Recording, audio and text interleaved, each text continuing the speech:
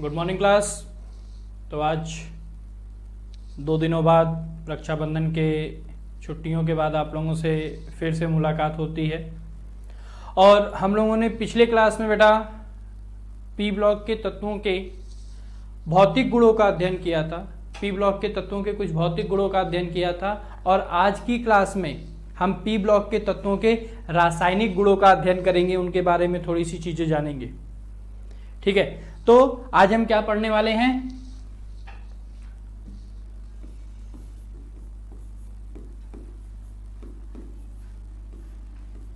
P block के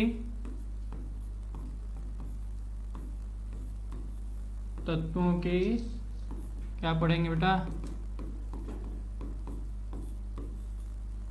रासायनिक गुण को पढ़ेंगे। किसको पढ़ेंगे? पी ब्लॉक के तत्वों के रासायनिक गुण पढ़ रहे होंगे। तो अब पी ब्लॉक के तत्वों के रासायनिक गुण में सबसे पहला और सबसे इंपॉर्टेंट टॉपिक जो है वो है हम लोगों का सबसे पहला और सबसे इंपॉर्टेंट टॉपिक जो है वो है क्या है? नाम सुना होगा आप लोगों ने, हाइड्रोजन। इस तत्व का नाम सुना होगा हाइड्रोजन। और सबसे पहला हमारा जो रासायनिक गुण है वो क्या है? हाइड्रोजन के साथ अभिक्रिया। हाइड्रोजन के साथ क्या चीज बेटा? अभिक्रिया। तो पी ब्लॉक के तत्व में जो हम रासायनिक गुण पढ़ने वाले हैं वो हम सबसे पहला पढ़ना है हम लोगों को किसके बारे में? हाइड्रोजन के साथ अभिक्रिया। किसकी अभिक्रिया हाइड्रोजन के साथ? तो पी ब्लॉक के तत्वों की अभिक्रिया। तो अब कुछ चीजों को ध्यान में रखते हुए पहले हम लोग इसको आगे पढ़ेंगे। सबसे पहली चीज कि पी ब्लॉक के तत्व क्या थे वो हम लोगों ने पिछले वीडियो में समझ चुका है। उसके बाद रासायनिक गुणों की अगर हम बात करें, रासायनिक गुण यानी जिसको हम लोग कहते हैं इंग्लिश में केमिकल प्रॉपर्टीज। रासायनिक गुण जिसको इंग्लिश में कहा जाता है केमिकल प्रॉपर्टीज। गुण देखिए बेटा दो प्रकार के होते हैं, एक भौतिक गुण और एक रासायनिक गुण। भौतिक गुण जिसको आप देख के महसूस कर सकते हो, छू कर महसूस कर सकते हो, ठीक है। और जो रिवर्सिबल होता है, मतलब जो क्या होता है आपका उत्क्रमणीय होता है, जो आपका क्या होता है? रिवर्सिबल, यानी जो आपका उत्क्रमणीय होता है, यानी आप भौतिक अवस्था यानी भौतिक गुण है तो उस भौतिक गुण में जो परिवर्तन हो रहा है वो परिवर्तन आप दोबारा ला सकते हो। जैसे पानी से बर्फ का बनना। पानी से बर्फ का बनना आपका क्या है? ये पानी का भौतिक गुण है कि पानी को अगर हम जमा दें तो वो बर्फ में बन जाएगा, बर्फ में बदल जाएगा, यानी पहले वो द्रव था, द्रव से वो ठोस हो गया। उसी तरीके से द्रव को जो आपका ठोस था उस ठोस को आप पिघला दो तो यानी बर्फ को अगर हम पिघला दें तो वो वापस हमारा क्या बन जाएगा? जल बन जाएगा। तो ये आपका भौतिक गुण है, ये आपका भौतिक परिवर्तन है। रासायनिक गुण या रासायनिक परिवर्तन जो कि रिवर्सिबल नहीं होता है, यानी जो कि उत्क्रमणीय नहीं होता है, ये केवल और केवल एक ही दिशा में हो रहा होगा। एक ही दिशा में होने का मतलब कि ये एक बार हो गया तो फिर दोबारा आप इसको रिवर्स नहीं कर सकते, वापस नहीं ला सकते। और जो रासायनिक परिवर्तन होता है, रासायनिक परिवर्तन में तत्व अपने गुणों को, तत्वों का गुण जो होता है वो नष्ट हो जाता है, मतलब उनके अंदर पूरी तरीके से बदलाव आ जाते हैं। उनकी जो उनको जो हम पहले जिस नाम से जान रहे थे अब हम उनको उस नाम से नहीं जानेंगे। जैसे कागज को अगर जला दे तो कागज को जला दिया जाए तो कागज जलते ही आपका क्या बन जाता है? राख में बदल जाएगा। और अब वो राख बन गया है तो अब हम उसको राख कहेंगे, ना कि कहेंगे कि कागज है वो। और एक बार जब वो राख बन गया तो उसको हम दोबारा कागज में परिवर्तित नहीं कर सके, मतलब एक बार अभिक्रिया हो गई तो उस अभिक्रिया को हम दोबारा रिवर्स यानी उत्क्रमणीय अभिक्रिया के रूप में परिवर्तित नहीं कर सकते हैं। यानी अग्र अभिक्रिया पश्च अभिक्रिया यहाँ दोनों नहीं होगी, यहाँ केवल एक ही होगी, अग्र होगी या केवल पश्च होगी, पश्च अग्र दोनों एक साथ नहीं हो रही होगी। और आप लोग जानते हो कि अगर कोई उत्क्रमणीय अभिक्रिया है, उत्क्रमणीय अभिक्रिया को हम लोग किस तरीके से प्रदर्शित करते हैं? इस तरीके से, ठीक है। ये साइन हो जाता है उत्क्रमणीय अभिक्रिया के लिए।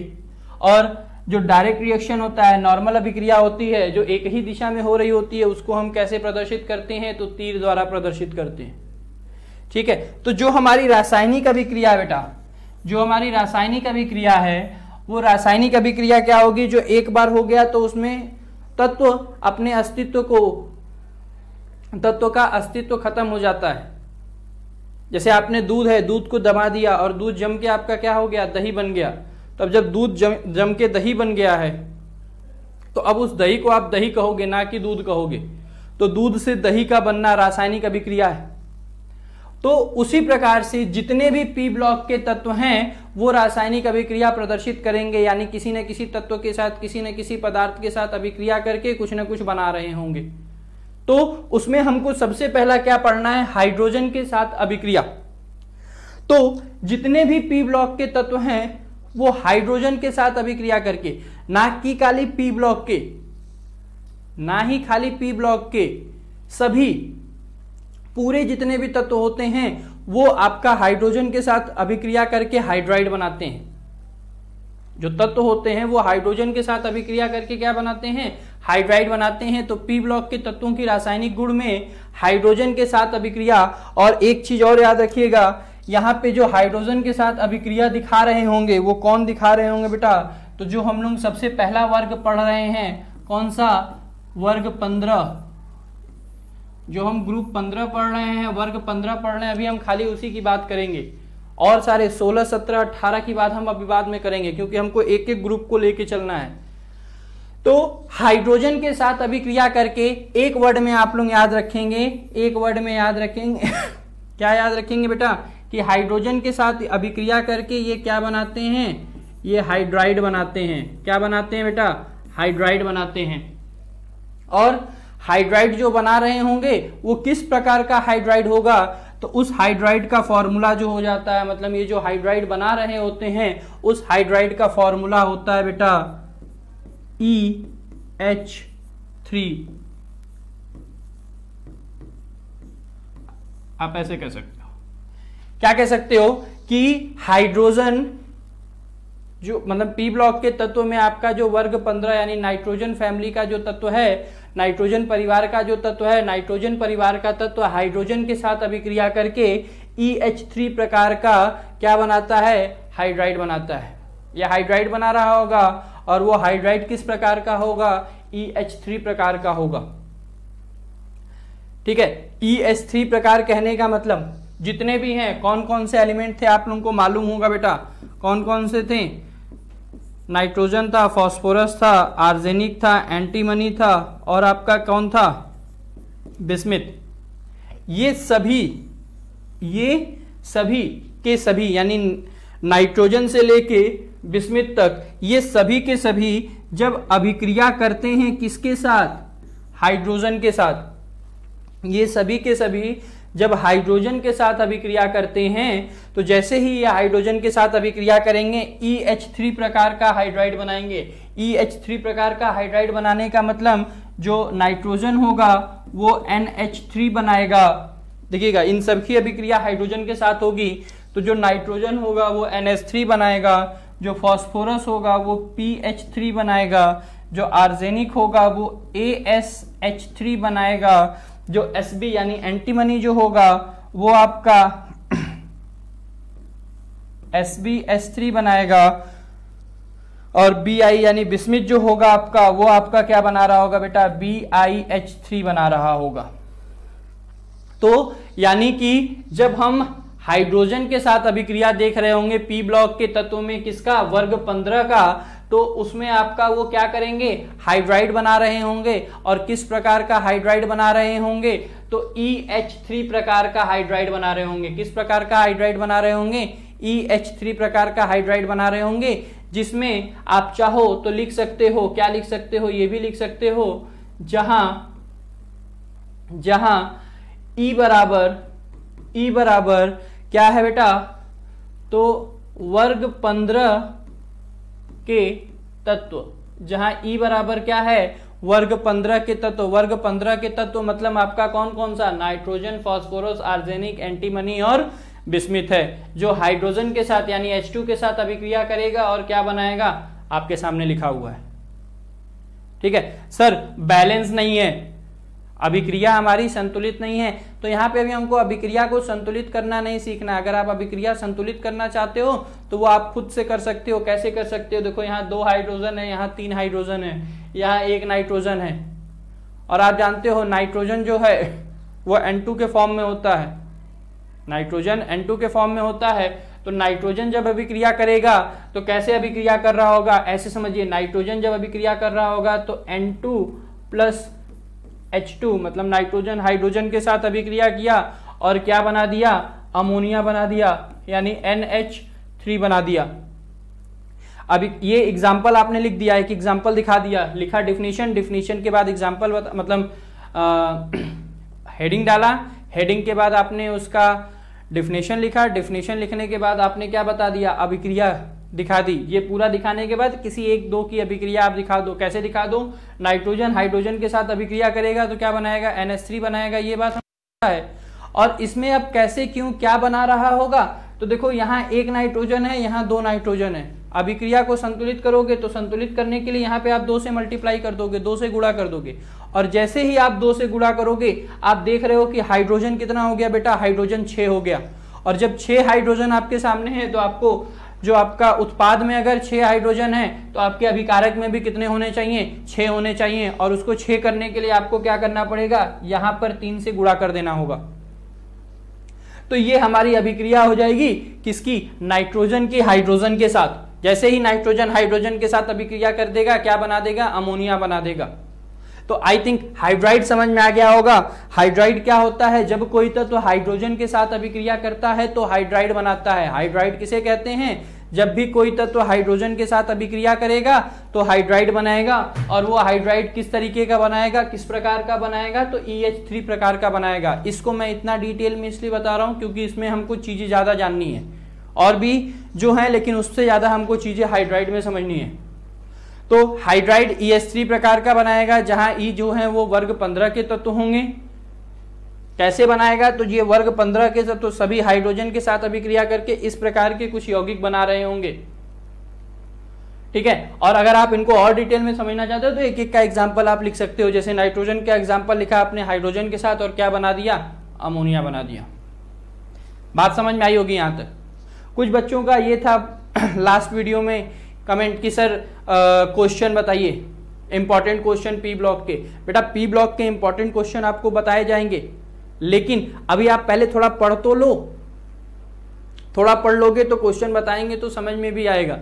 डायरेक्ट क्वेश्चन लगवाने लगेंगे तो फिर चीजें समझ में नहीं आएंगी, सर क्या बताया जा रहा है, क्यों बताया जा रहा है। तो पहले कुछ टॉपिक खत्म होने दो। जैसे ही वर्ग 15 हमारा खत्म होता है, हम 15 वर्ग के सारे तत्वों को के क्वेश्चन जो होंगे, जो आपके बोर्ड एग्जाम में आने वाले होंगे, उन सारे क्वेश्चन का हम लोग डिस्कशन करेंगे। फिर वर्ग 16 के जितने भी क्वेश्चन आपके बोर्ड एग्जाम में आ सकते हैं, उन सारे क्वेश्चन का हम लोग डिस्कशन करेंगे। 17, 18 इस तरीके से करके एक एक का हम लोग डिस्कशन करेंगे। ना कि मैं आपको अभी एक पूरा क्वेश्चन शीट दे दूं। मैं जानता हूं कि कुछ बच्चे उसको सॉल्व कर लेंगे, लेकिन कुछ बच्चों को वो समझ में नहीं आएगा। क्यों नहीं समझ में आएगा? क्योंकि टॉपिक क्लियर नहीं है। तो पहले टॉपिक पढ़ो, पहले टॉपिक समझ लो, उसके बाद हम लोग बात करते हैं। ठीक है, तो आई थिंक आपको पहला पॉइंट समझ में आ गया होगा, हाइड्रोजन के साथ अभिक्रिया। अब इसके बाद बेटा यहाँ पे कुछ क्रम हमको याद रखने हैं। कौन कौन से क्रम याद रखने हैं? तो आपके सामने यहाँ पे लिखे हुए हैं बोर्ड पे। ये 4 क्रम आपके सामने दिख रहे हैं, जिसमें सबसे पहला जो क्रम है उसको अगर हम लोग थोड़ा सा देखें तो सबसे पहले क्रम को देखिएगा। इसमें सबसे पहला क्रम लिखा हुआ है जिसमें कि अमोनिया को सबसे ज्यादा दिखाया जा रहा है। उससे कम फॉस्फोरस यानी फॉस्फीन है, आर्सेनिक का हाइड्राइड है, उसके बाद एंटीमनी का हाइड्राइड है, उसके बाद आपका बिस्मिथ का हाइड्राइड है। जो सबसे हाइड्राइड का ये जो कम दिख रहा है, सर ये अमोनिया ज्यादा बिस्मिथ कम, ये है क्या? तो इनका स्थायित्व तो है बेटा, कौन ज्यादा स्थायी होंगे इन पांचों यौगिक में अगर हम पूछें आपसे कि कौन सा यौगिक ज्यादा स्थायी होगा, किसकी स्टेबिलिटी ज्यादा होगी, तो सबसे ज्यादा स्टेबल यानी सबसे ज्यादा स्थायी जो तत्व होगा वो कौन होगा? अमोनिया होगा। सबसे ज्यादा स्थायी तत्व कौन होगा? अमोनिया होगा। पहला पॉइंट समझ में आया होगा। और देखो बेटा, जब वो सबसे ज्यादा स्थायी है तो अगर मैं क्रियाशीलता की बात करूं तो सबसे कम क्रियाशील भी वही होगा, क्योंकि जब वो स्टेबल है तो उसकी स्टेबिलिटी को, उसके स्थायित्व को तोड़ने के लिए हमको ऊर्जा बहुत अधिक लगानी होगी, तब जाके उसके जो बंध होंगे वो टूटेंगे, और उनके बंध को तोड़ने के लिए हमको ऊर्जा लगानी होगी। बात समझिएगा। तो स्थायित्व के मामले में वर्ग में ऊपर से नीचे की ओर जाते हैं तो हाइड्राइड का जो स्थायित्व होता है, ये भी याद रखिएगा बेटा, ये किसके स्थायी की बात हो रही है, किस आधार पे स्थायी की बात हो रही है? तो जब ये हाइड्रोजन के साथ अभिक्रिया कर रहे के हाइड्राइड बना रहे होंगे, जो हमारे नाना पापा आंसू और सभी के सभी जो बीमार थे, ये जब हाइड्रोजन के साथ अभिक्रिया करेंगे और हाइड्रोजन के साथ अभिक्रिया करके जब यौगिक बना रहे होंगे, जो यौगिक बना रहे होंगे, ये उनका क्रम है। नाइट्रोजन का जो हाइड्राइड होगा वो सबसे ज्यादा स्थायी होगा, और बिस्मिथ का जो हाइड्राइड होगा वो सबसे कम स्थायी होगा। ठीक है। दूसरी बात, दूसरा जो पॉइंट आपको दिख रहा है, इसमें थोड़ा सा उल्टा पुल्टा क्रम है। इसमें थोड़ा सा उल्टा पुल्टा क्रम है। सबसे पहले देखो फास्फोरस लिया गया है, फिर आर्सेनिक लिया गया है, फिर नाइट्रोजन लिया गया है, फिर आपका एंटीमनी लिया गया है, फिर आपका बिस्मिथ लिया गया है। ये जो क्रम है बेटा, ये जो क्रम है, ये क्रम किसके लिए है? ये क्रम आपका क्वथनांक के लिए है, जिसको हम लोग इंग्लिश में बॉइलिंग पॉइंट कहते हैं, उबलना। इनमें से इनके हाइड्राइड में कौन सबसे जल्दी उबलेगा, किसका क्वथनांक कम होगा, किसका क्वथनांक ज्यादा होगा, अगर आपसे कोई ये पूछे तो क्वथनांक यानी बॉइलिंग पॉइंट का जो सबसे पहला पॉइंट होता है कि जब हम वर्ग में ऊपर से नीचे की ओर जा रहे होते हैं। अगर हम क्वथनांक की बात करें तो क्वथनांक में जब हम वर्ग में ऊपर से नीचे की ओर जा रहे होते हैं तो जो बॉइलिंग पॉइंट होता है, जो बॉइलिंग पॉइंट होता है यानी जो हमारा क्वथनांक होता है, वर्ग में ऊपर से नीचे की ओर जाने पर बढ़ता है। लेकिन नाइट्रोजन फैमिली में आप देख रहे हो, नाइट्रोजन परिवार में आप देख रहे हो कि सर आपने बोला वर्ग में ऊपर से नीचे की ओर जाने पर बढ़ेगा, लेकिन यहां तो अमोनिया बीच में है। यहां पर अमोनिया क्या है बेटा? बीच में है। तो बीच में आने का इसका एक रीजन है। अगर मैं एक समय के लिए आप अमोनिया को भूल जाते हैं, एक समय के लिए अमोनिया को भूल जाएं, तो आप देखो तो ऊपर से नीचे जाने पे बॉइलिंग पॉइंट यानी इसका क्वथनांक बढ़ रहा है। देखो नाइट्रोजन के बाद फास्फोरस, आर्सेनिक, एंटीमनी और बिस्मिथ आते हैं। तो देखो सबसे कम फास्फोरस के हाइड्राइड का, फिर आर्सेनिक के हाइड्राइड का, फिर बिस्मिथ का फिर एंटीमनी के हाइड्राइड का, फिर आपका बिस्मिथ के हाइड्राइड का ऑर्डर दिया हुआ है। लेकिन बीच में अमोनिया आया, तो बीच में अमोनिया आने के लिए यहाँ पे आप एक पॉइंट याद रखेंगे, जिसको मैं नोट में आपको बता दूं, जिसको मैं आपको नोट में बता देता हूं। क्या चीज बेटा? कि जो हमारा अमोनिया यानी NH3, ये जो यौगिक है, इस यौगिक में आप लोगों को पता होना चाहिए बेटा, इस यौगिक में जो है वो हाइड्रोजन बंध पाया जाता है। इस यौगिक में आपका क्या पाया जाता है? हाइड्रोजन बंध पाया जाता है। और हाइड्रोजन बंध पाने की वजह से इनकी जो बॉन्ड की स्ट्रेंथ होती है वो ज्यादा स्टेबल हो जाती है, ज्यादा स्ट्रांग हो जाती है। हाइड्रोजन बंध पाए जाने की वजह से इनकी जो बॉन्ड की स्ट्रेंथ होती है वो ज्यादा स्ट्रांग हो जाती है, और जब बॉन्ड की स्ट्रेंथ ज्यादा स्ट्रांग होगी तो उनको ब्रेक करने में एनर्जी ज्यादा लगानी होगी, क्योंकि बॉयल होंगे ना। बॉयल कब होंगे? जब उनको ज्यादा एनर्जी मिलेगी। तो जब ज्यादा एनर्जी चाहिए तो याद रखिएगा, बाकी सब में, अमोनिया के अलावा बाकी सब में कौन सा बल लग रहा होता है? तो वॉन्डर वॉल बल लग रहा होता है। बाकी सब में, अमोनिया के अलावा बाकी जितने भी हैं उन सब में वॉन्डर वॉल बल लग रहा होता है। और अमोनिया एक ऐसा तत्व है नाइट्रोजन परिवार का जिसमें आपका कौन सा बल या जिसमें आपका कौन सा बंध काम कर रहा होता है? तो हाइड्रोजन बंध काम कर रहा होता है, जिस वजह से अमोनिया का बॉइलिंग पॉइंट यानी क्वथनांक ज्यादा हो जाता है। किससे? फास्फोरस या आर्सेनिक से। एक अलग से एक नंबर के क्वेश्चन में ये भी पूछा जा सकता है, जैसे कुछ बच्चे बोले सर क्वेश्चन बताइए, तो क्वेश्चन आप ऐसे समझो, ये भी पूछा जा सकता है। क्या पूछा जा सकता है कि फास्फोरस का बॉइलिंग पॉइंट अमोनिया से कम होता है। क्यों? फास्फोरस का बॉइलिंग पॉइंट जो है, यानी फास्फोरस का जो क्वथनांक है वो अमोनिया के क्वथनांक से कम होगा। कब? जब वो हाइड्राइड बना रहा होगा। इस चीज को ध्यान दीजिएगा, हाइड्राइड हम पढ़ रहे हैं, हाइड्राइड के केस में बात कर रहे हैं। तो फास्फोरस का जो हाइड्राइड होगा वो अमोनिया के हाइड्राइड से कम बॉइलिंग पॉइंट रख रहा होगा, कम क्वथनांक दिखाता है, कम क्वथनांक प्रदर्शित करता है। कुछ भी बोल सकता है, तो कुछ भी बोले उसका आंसर एक ही होगा। क्या होगा कि अमोनिया में हाइड्रोजन बंध पाया जाता है, जबकि यानी हाइड्रोजन फोर्स लग रहा होता है, हाइड्रोजन बंध की वजह से हाइड्रोजन और नाइट्रोजन जुड़े होते हैं, जबकि फास्फोरस में जो आपका है वो वॉन्डर वॉल बल लग रहा होता है। कौन सा बल लग रहा होता है बेटा? वॉन्डर वॉल बल लग रहा होता है। ये क्रम याद रखना जरूरी है। क्रम आपके सामने है, इस क्रम को याद रखना है आपको। क्या याद रखना है कि सबसे कम बॉइलिंग पॉइंट किसका होगा? फास्फोरस हाइड्राइड का, फिर आर्सेनिक हाइड्राइड का, फिर अमोनिया का यानी नाइट्रोजन हाइड्राइड का, फिर एसबी यानी एंटीमनी हाइड्राइड का, फिर आपका बिस्मिथ हाइड्राइड का। ये बॉइलिंग पॉइंट यानी क्वथनांक का ऑर्डर है, ये वाला। बात समझ में आ रही होगी आप लोगों को। चलिए उसके बाद देखते हैं तीसरा। यहां पे आप देख रहे हो कुछ एंगल टाइप का बना हुआ है, कुछ एंगल टाइप का बना हुआ है। हर एलिमेंट के बगल में ब्रैकेट में एंगल लिखा हुआ है। तो ये जो एंगल लिखा हुआ है बेटा, मैं इसको इरेज कर रहा हूं, देखिएगा मैं इसको इरेज कर रहा हूं। नोट वाले पॉइंट को नोट जरूर कर लीजिएगा। ये जो एंगल लिखा हुआ है, ये एंगल क्या रिप्रेजेंट कर रहा है कि जब नाइट्रोजन परिवार के तत्व क्या कर रहे होंगे? हाइड्रोजन के साथ बंध बना रहे होंगे, तो नाइट्रोजन और हाइड्रोजन के बीच में एक एंगल बन रहा होगा, एक कोण बन रहा होगा। उस कोण का जो ऑर्डर होता है वो आपके सामने लिखा हुआ है। यानी ये कौन सा ऑर्डर है बेटा? बॉन्ड एंगल, यानी इसको हम क्या कहेंगे हिंदी में? बंध कोण। ये कौन सा ऑर्डर है आपके सामने? पहला वाला ऑर्डर स्थायित्व का था। किसके स्थायी का? कि कौन सा हाइड्राइड ज्यादा स्थायी होगा। तो सबसे ज्यादा स्थायी कौन सा हाइड्राइड होगा? अमोनिया का। दूसरा वाला क्वथनांक के लिए था, किसका क्वथनांक सबसे ज्यादा और सबसे कम होगा? तो सबसे कम होता है फास्फोरस हाइड्राइड का क्वथनांक और सबसे ज्यादा होता है बिस्मिथ हाइड्राइड का क्वथनांक। एक्सेप्शन यहाँ पे अमोनिया वाला है, जो कि पूछ लिया जाता है एग्जाम में। क्यों होता है? क्योंकि वहां हाइड्रोजन बंध पाए जाते हैं, उसको मैंने नोट में बता दिया है पीछे।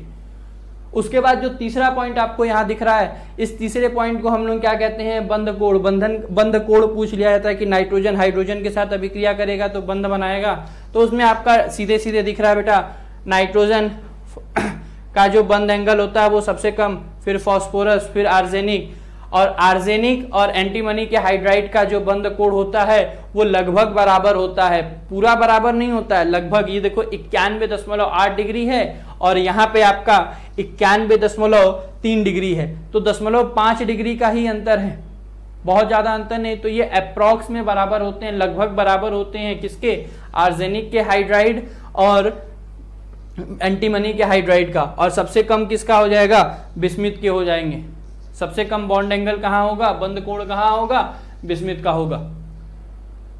ठीक है। और लास्ट वाला जो है बेटा, लास्ट वाला जो पॉइंट है, इसमें ये जो बी है बेटा, पहले इसको मैं थोड़ा सा छोटा वाला कर दूं, बड़ा वाला बी लिखा गया है यहाँ पे।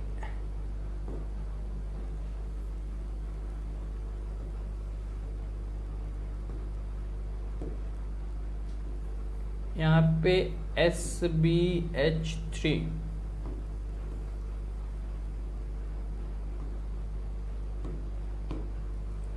अब यहां देखिएगा, तो यहां पर आपको दिख रहा है कि जो यहां एक और ऑर्डर लिखा हुआ है। सर ये कौन सा ऑर्डर है? तो ये कौन सा ऑर्डर है मैं अभी आपको समझाता हूं। पहले आप देखो, ये NH3 है, ये PH3 है, ये ASH3 है, ये SbH3 है, ये BiH3 है। यानी सारे के सारे हाइड्राइड हैं। और सारे के सारे जो हाइड्राइड हैं वो किसके हाइड्राइड हैं बेटा? अधातु के। सारे के सारे ये सब जो हैं, हम जैसे आपको मालूम होगा आवर्त सारणी में इधर जाते हैं तो अधात्विक गुण बढ़ता जाता है। तो ये किसकी तरह काम करेंगे? इनके जो हाइड्राइड हैं ये क्षार की तरह काम करेंगे। अमोनिया क्षार की तरह काम करता है, फॉस्फीन क्षार की तरह काम, यानी PH3 जो है वो क्षार की तरह काम करता है, ASH3 क्षार की तरह काम करता है। तो क्षारकता का मतलब इसमें सबसे ज्यादा क्षारीय कौन होंगे? किसकी बेसिसिटी सबसे ज्यादा होगी? तो अमोनिया जो है, अमोनिया सबसे क्षारीय है। ठीक है, ये हाइड्राइडों के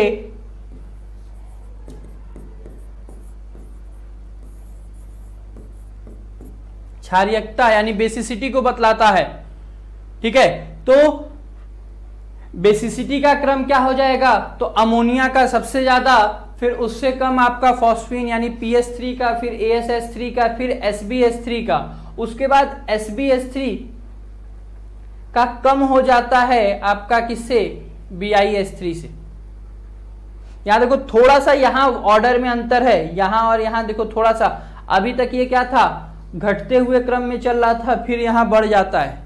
बात याद रखिएगा, सबसे ज्यादा अमोनिया का होगा, फिर PH3, फिर ASH3, फिर SbH3, लेकिन SbH3 से ज्यादा आपका किसका हो जाता है, BiH3 का हो जाता है। ठीक है, तो ये कुछ क्रम थे हाइड्राइड यानी जब हाइड्रोजन के साथ अभिक्रिया हो रही होती है तब के लिए। अब इसके बाद हम लोग बात करेंगे किस चीज पे बेटा, अगला पॉइंट, और अगला पॉइंट है हमारा क्या, अभी हमने बात की बेटा किसके साथ अभिक्रिया, हाइड्रोजन के साथ अभिक्रिया। अब हम बात करेंगे किसके साथ, यानी अगला पॉइंट जो हमारा हो जाएगा वो ऑक्सीजन के साथ अभिक्रिया हो जाएगी। वो किसके साथ अभिक्रिया हो जाएगी बेटा, ऑक्सीजन के साथ। किसके साथ, ऑक्सीजन के साथ अभिक्रिया। अब जो अभिक्रिया हम देखेंगे वो किसके साथ देखेंगे, ऑक्सीजन के साथ। और जैसा कि आपने देखा हाइड्रोजन के साथ अभिक्रिया हम लोगों को थोड़ा सा बहुत ज्यादा डिटेल में पढ़ना है क्योंकि इससे क्वेश्चन बनते हैं आपके, लेकिन और जो हैं उनको बस आप ये जानना है कि वो किस प्रकार के यौगिक उसमें आपके बन रहे होंगे, उसमें किस प्रकार के यौगिक बन रहे होंगे, बस आपको ये जानना है। ठीक है, तो देखिएगा ऑक्सीजन की अभिक्रिया होगी जब किसके साथ होगी, वो तो आप लोग समझदार हो गए हो, अभी तक के वीडियो को देखते देखते आप इतना समझदार हो गए हो कि ऑक्सीजन के साथ अभिक्रिया हम किसके साथ कराने जाएंगे बेटा, नाइट्रोजन परिवार के साथ। किसके साथ कराएंगे, नाइट्रोजन परिवार के तत्वों के साथ कराएंगे। और जैसे ही इनकी अभिक्रिया होगी किसके साथ बेटा, नाइट्रोजन परिवार के तत्वों के साथ, तो ये क्या बना लेंगे, ये आपका ऑक्साइड बना लेंगे। ये क्या बना लेंगे बेटा, ऑक्साइड बनाते हैं। जब हाइड्रोजन के साथ अभिक्रिया होता है तो वो हाइड्राइड बनाते हैं, जब ऑक्सीजन के साथ अभिक्रिया होता है तो ये क्या बनाते हैं, ऑक्साइड बनाते हैं, हाइड्राइड ऑक्साइड। ध्यान समझिएगा, ये क्या बनाएंगे, ऑक्साइड बनाएंगे। और कैसा ऑक्साइड बनाएंगे, पहली बात तो ऑक्साइड बनाएंगे, और ये ऑक्साइड बनाएंगे कैसा ऑक्साइड, तो ये दो प्रकार के ऑक्साइड बना रहे होंगे। और वो दो प्रकार के ऑक्साइड कौन कौन से होंगे, तो मैं अभी ऑक्साइड बनाने से पहले मैं आपको एक चीज और थोड़ा समझा दूं। सर हाइड्राइड में आपने बोल दिया ये बनता है, ऑक्साइड में आपने बोल दिया ये बनता कैसे है। लास्ट वीडियो में आपको ऑक्सीकरण अवस्था बताई गई थी, लास्ट वीडियो में आपको ऑक्सीकरण अवस्था बताई गई थी। उस ऑक्सीकरण अवस्था के आधार पे आपको याद रखना है, क्या याद रखना है कि नाइट्रोजन परिवार की जो नॉर्मल ऑक्सीकरण अवस्था होती है वो कितनी होती है, -3 होती है। उसके बाद ये -3 से लेकर कहां तक, +5 तक दिखाते हैं। बीच का जो है वो मैं अभी बात नहीं करता हूं, मैं ये आपको पीछे बता चुका हूं। तो आपको बस ये याद रखना है कि इनकी जो ऑक्सीकरण अवस्था होती है वो -3 से शुरू होती है और कहां पे जाके खत्म होती है, 5 पे जाके खत्म होती है। तो जब -3 से 5 पर जाएंगे तो ये ऑक्साइड बनाएंगे। और ऑक्साइड कितने प्रकार का बना रहे होते हैं बेटा, तो समझिएगा ऑक्साइड मतलब जब ऑक्साइड क्या होगा, जब ये ऑक्सीजन के साथ अभिक्रिया करेंगे तो ऑक्साइड बनाएंगे, नाइट्रोजन परिवार वाले तत्व। और ऑक्सीजन की अगर हम बात करें तो ऑक्सीजन के ऊपर देखो यहां पे आपका -3 से +5 के बीच का होगा। और ऑक्सीजन के ऊपर कितना चार्ज होता है, ऑक्सीजन के ऊपर -2। और अगर आप जानते होंगे ये बात बेटा कि नाइट्रोजन और ऑक्सीजन में मैं आपसे पूछूं कि किसकी विद्युत ऋणात्मकता, इलेक्ट्रोनेगेटिविटी किसकी ज्यादा होगी, तो आप सभी लोगों को पता होगा इन दोनों में विद्युत ऋणात्मकता सबसे ज्यादा किसकी होगी, तो ऑक्सीजन की। इन दोनों में सबसे ज्यादा विद्युत ऋणात्मकता किसकी होगी, ऑक्सीजन की होगी। तो जब ऑक्सीजन की विद्युत ऋणात्मकता ज्यादा होगी तो ये ऋण आवेश अपना प्रदर्शित कर रहा होगा, और उस समय नाइट्रोजन जो है वो प्लस आवेश प्रदर्शित करेगा। और कितना प्लस प्रदर्शित कर रहा होता है बेटा, कितना प्लस प्रदर्शित कर रहा होता है, तो +3। यानी जो पहला टाइप हो जाता है इनका वो होता है बेटा,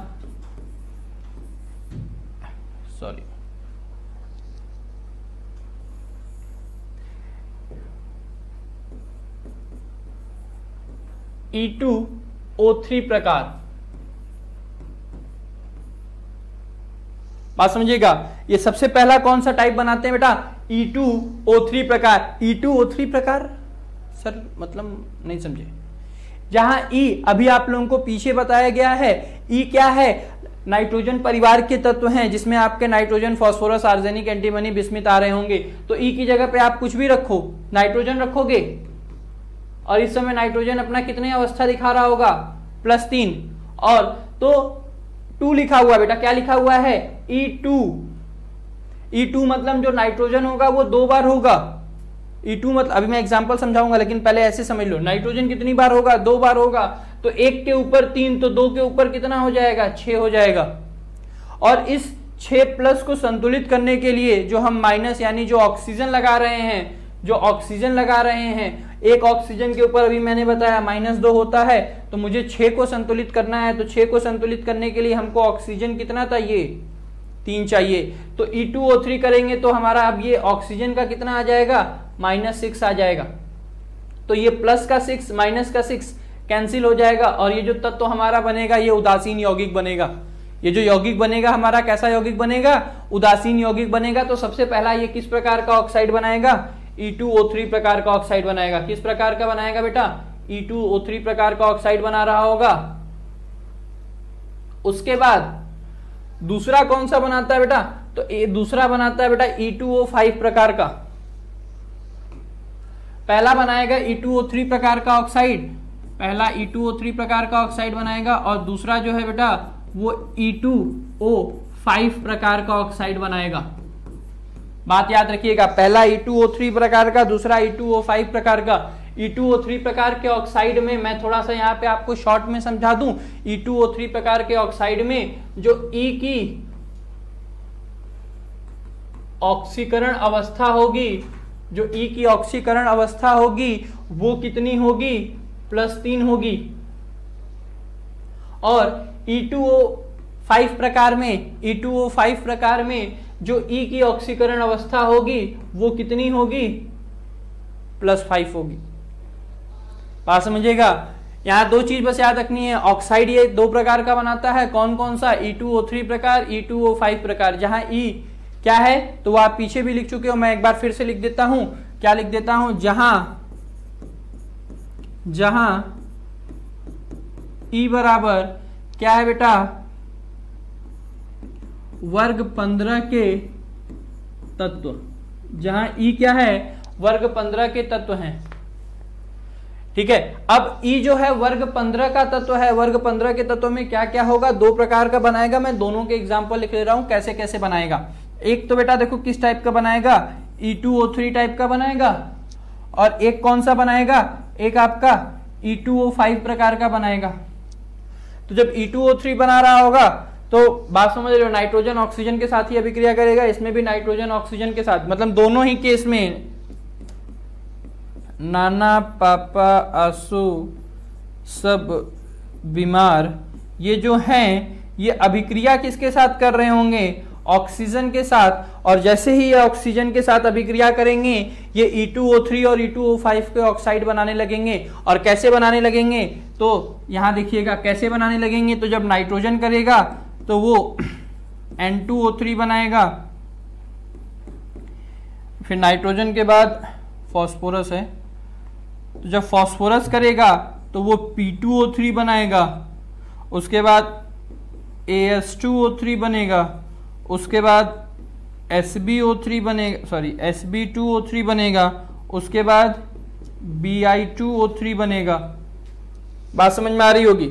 यहां पे 5 वाले केस में आपका क्या हो जाएगा, N2O5 बनेगा,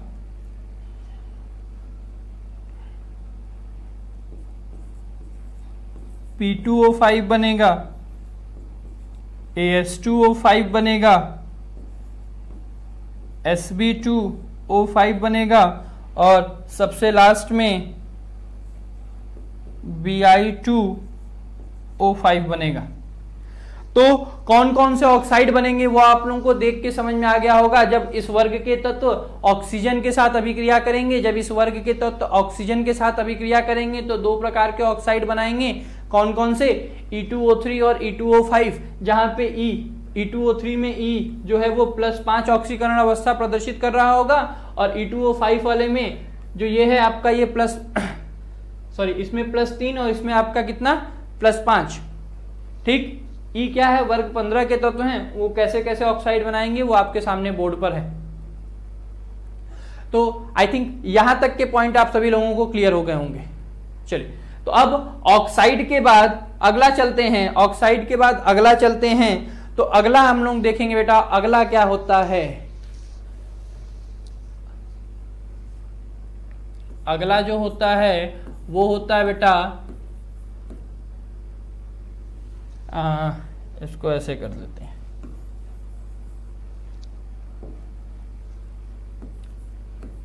हैलोजन के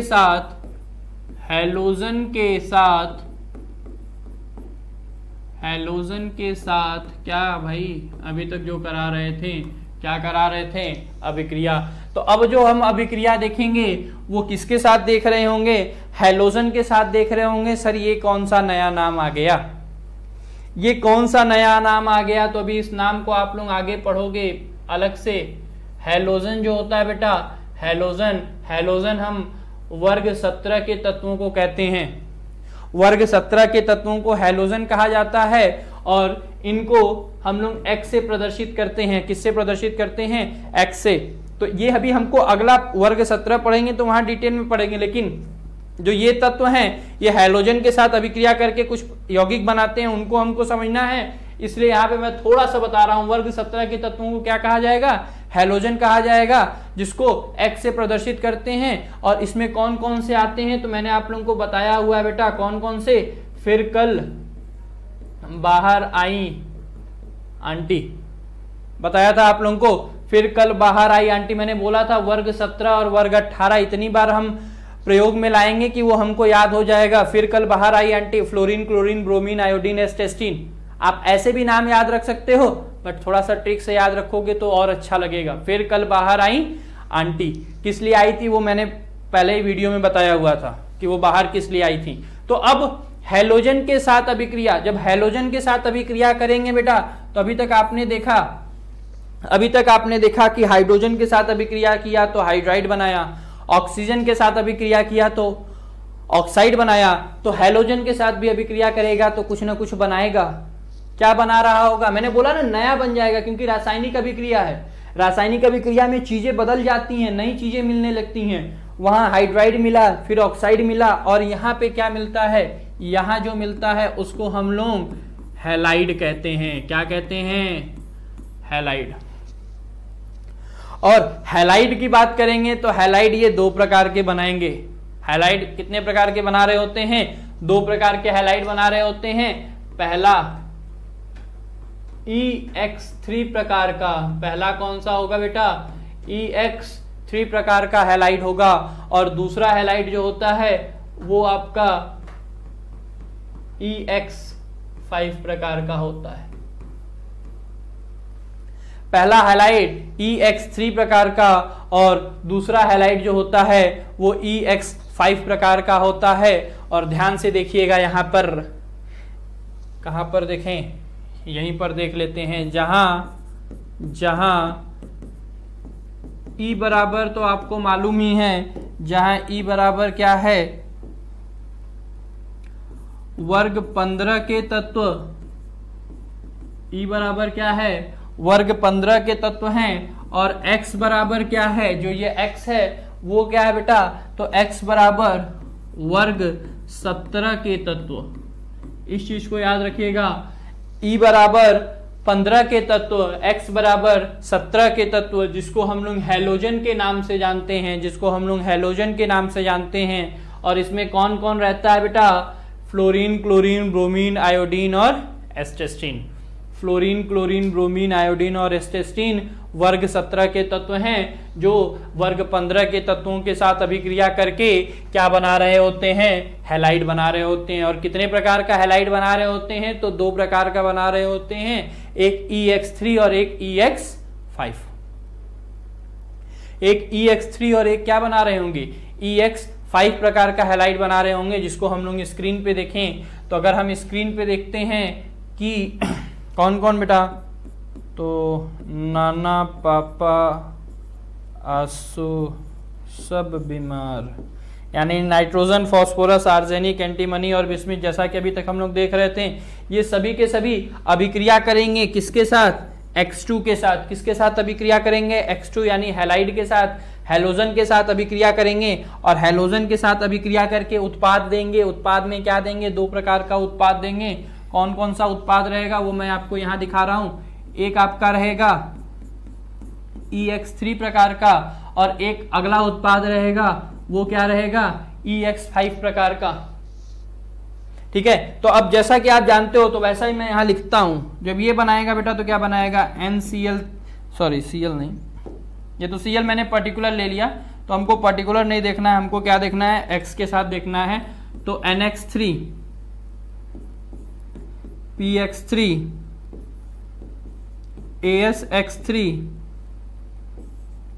SBX3 और BIX3, मतलब नाइट्रोजन का हैलाइड, फास्फोरस का।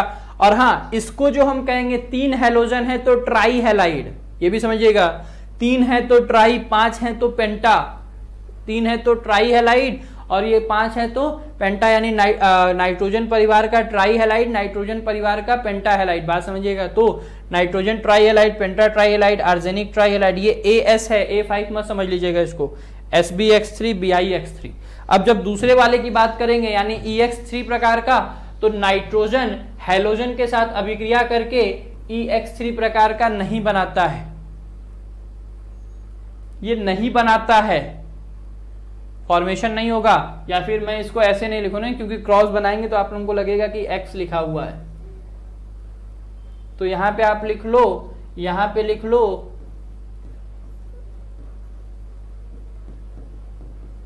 नो रिएक्शन, कोई अभिक्रिया नहीं। क्यों नहीं होगी वो भी हम आगे देखेंगे। यहां पे कोई अभिक्रिया नहीं हो रही होती है और बाकी सारे में होगी, बाकी सारे में होगी, यानी ये PX5 तरह का PX5 बनाएगा, AX5 बनाएगा, SBX5 बनाएगा और BIX5 बनाएगा। लेकिन यहाँ नो रिएक्शन, कोई अभिक्रिया नहीं होगी। क्यों नहीं होगी तो वो अभी हम आगे देखेंगे, लेकिन यहाँ तक की बातें आप लोगों को क्लियर होनी चाहिए। क्या क्लियर होनी चाहिए कि हैलाइड EX3 EX5 प्रकार का बनाएगा कब, जब वर्ग 15 के तत्व वर्ग 17 के तत्व के साथ अभिक्रिया कर रहे होंगे। जब वर्ग 15 के वर्ग 17 के साथ अभिक्रिया कर रहे होंगे तो EX3 और EX5 प्रकार का हैलाइड बन रहा होगा, जिसमें आपका नाइट्रोजन का ये वाला हो गया EX3 प्रकार का, और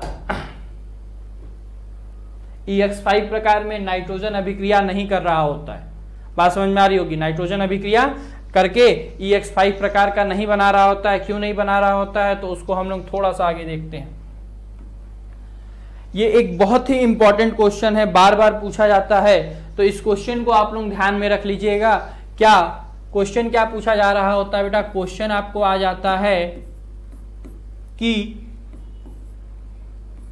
PF3 और PF5 दोनों बनते हैं, PF3 और PF5 दोनों ही दोनों हमारे क्या होते हैं, बन रहे होते हैं। मतलब ये भी बनता है, ये भी बनता है, लेकिन NF3 तो बनता है, NF3 बनता है, पर जब हम NF5 की बात करते हैं तो ये नहीं बन रहा होता है। इस बात को अभी समझ लीजिए, बाद में क्वेश्चन में मैं उसको अलग से लिखवाऊंगा, इस क्वेश्चन को मैं अलग से लिखवाऊंगा, क्योंकि ये बहुत इंपॉर्टेंट क्वेश्चन है, बार बार आता है।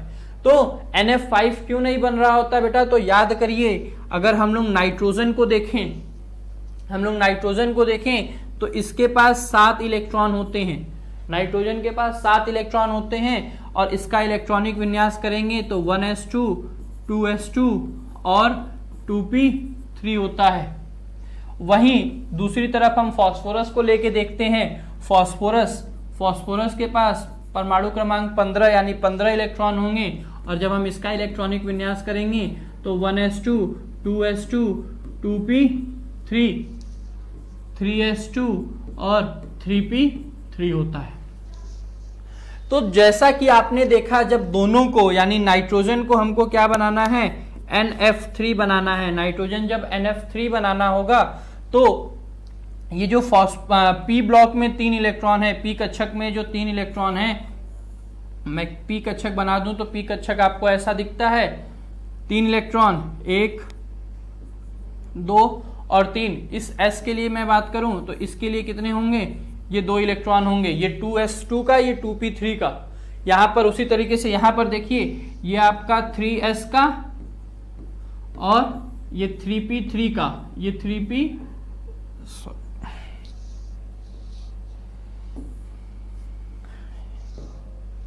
ये आपका 3p3 का, यानी 1 2 और ये 3, कुछ इस तरीके से।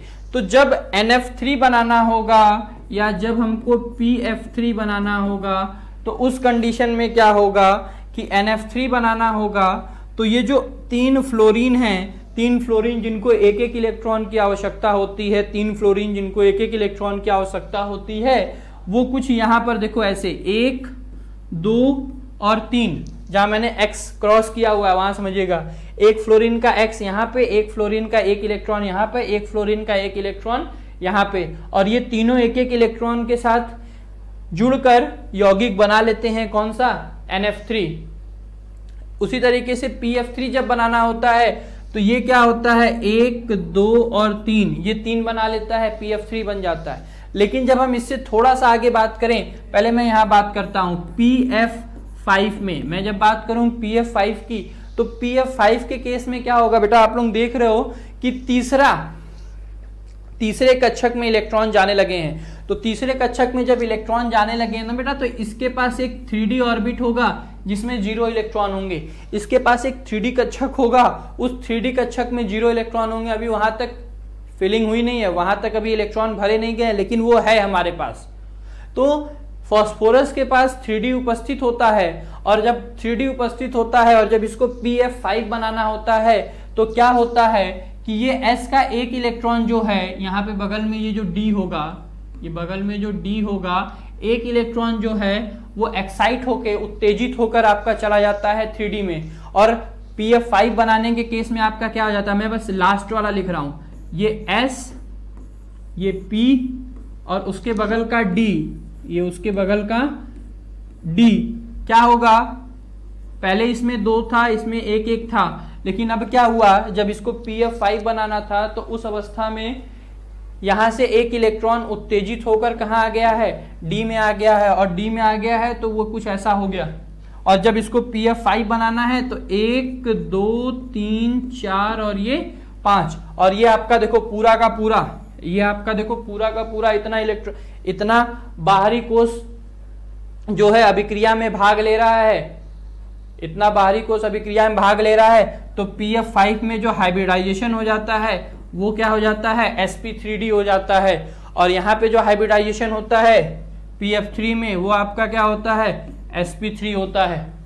उसी तरीके से यहाँ पे देखो ये और ये खाली भाग ले रहे हैं बाहर वाले, तो यहाँ हाइब्रिडाइजेशन आपका क्या होगा, sp3। लेकिन जब हम बात करते हैं NF5 की तो बेटा NF5 पॉसिबल नहीं है, बनेगा ही नहीं। क्यों बनेगा, क्यों नहीं बनेगा, क्योंकि इसके पास D उपकोष नहीं है, और जब D उपकोष नहीं है तो इलेक्ट्रॉन उत्तेजित होके उस उपकोष में नहीं जाएंगे।